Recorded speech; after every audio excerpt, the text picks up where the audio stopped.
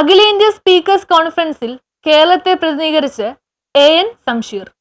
അഖിലേന്ത്യാ സ്പീക്കേഴ്സ് കോൺഫറൻസിൽ കേരളത്തെ പ്രതിനിധീകരിച്ച് സ്പീക്കർ എൻ ശംഷീർ. ഇന്ത്യയിലെ ആദ്യത്തെ തെരഞ്ഞെടുക്കപ്പെട്ട സ്പീക്കറായ വിത്തൽഭായ് പട്ടേൽ സ്പീക്കറായി തെരഞ്ഞെടുക്കപ്പെട്ടതിന്റെ 100ാം വാർഷികത്തിന്റെ ഭാഗമായി ഡൽഹി ലെജിസ്ലേറ്റീവ് അസംബ്ലിയിൽ നടന്ന അഖിലേന്ത്യാ സ്പീക്കേഴ്സ് കോൺഫറൻസിലാണ് എൻ ശംഷീർ കേരളത്തെ പ്രതിനിധീകരിച്ചത്. കോൺഫറൻസിൽ സംസാരിക്കാൻ സാധിച്ചത് ഏറെ സന്തോഷം നൽകിയതായി എൻ ശംഷീർ പറഞ്ഞു. സമ്മേളനത്തിൽ ഇന്ത്യ ജനാധിപത്യത്തിന്റെ മാതാവെന്ന വിഷയത്തെ ആസ്പദമാക്കിയാണ് എൻ ശംഷീർ സംസാരിച്ചത്.